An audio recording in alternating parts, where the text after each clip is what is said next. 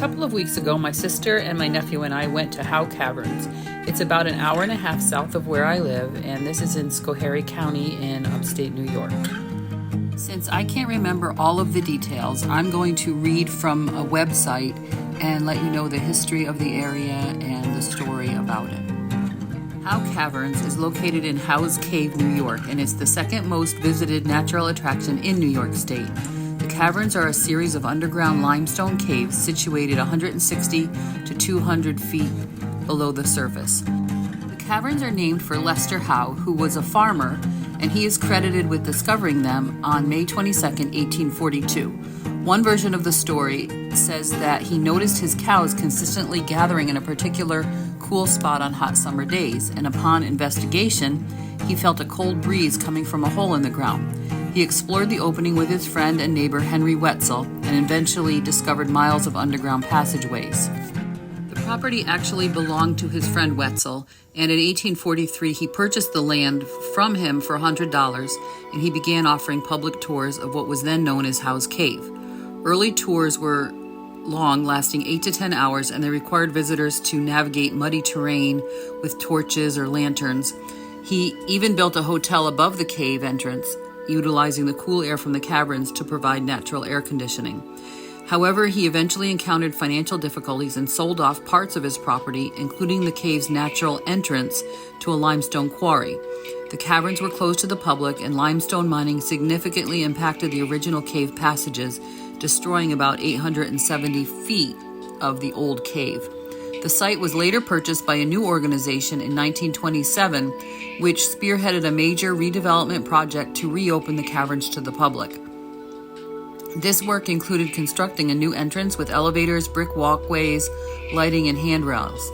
Howe Caverns officially reopened on Memorial Day in May 1929. Howe Caverns has continued to evolve and is now the largest show cave in the northeastern United States, welcoming 150,000 visitors annually. The caverns offer various tours, including a traditional walking tour with a boat ride on the underground Lake of Venus and a more adventurous spelunking tour. The cave maintains a constant temperature of 52 degrees Fahrenheit or 11 degrees Celsius year-round. In 2015, Howe Caverns officially reopened the natural entrance of the cave to public tours, revealing a section that had been inaccessible for over a century due to the quarry ownership. This expanded tour allows visitors to witness remnants of Howe's original tourist boat and historic signatures left on the rocks by early visitors. Howe Caverns is also a unique wedding venue with ceremonies performed on top of a heart-shaped calcite formation inside the cave. On our visit, we took an elevator ride down 156 feet to the entrance of the cave, and for about 90 minutes we walked through the brick-lined pathway that meanders all through the rock formations, and our guide pointed out all the entertaining points and the educational points, and we took a boat ride through part of it. It was just very educational and fun. My 11-year-old nephew really enjoyed it. He learned about stalagmites and stalactites and the difference between the two, which is that stalactites are the ones that come down from the ceiling. They hold tight to the ceiling, and stalagmites are the ones that grow up from the ground. You are not allowed to touch any of the rocks because apparently you can kill the formations, and there are several places where that has happened, and they have examples where you are allowed to touch and feel it.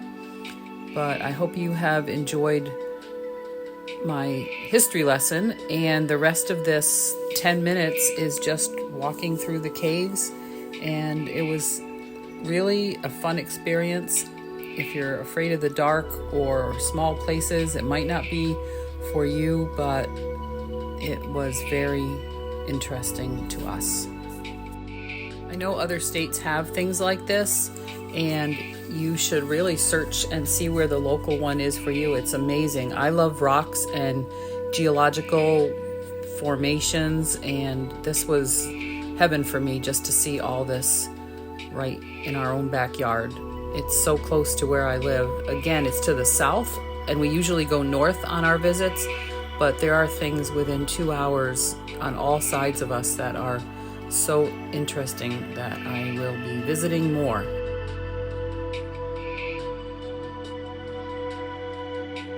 These are the examples of the stalactites and stalagmites that they purposefully placed right here so that we could feel them.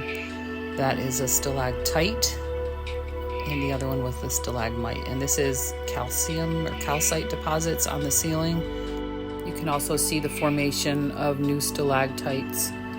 It was just varied throughout, and if you go to something like this, you learn a lot. But if you're like me, you also forget the details. But I have the memories and the experience, and I would recommend trying to find any things like this in your area. If you watch more of the video, you will see our boat ride and the heart where people get married. And we go back up to the gift shop, and I show you some trinkets that are memories, old memorabilia and souvenirs people could buy in the past, and a beautiful view from an overlook.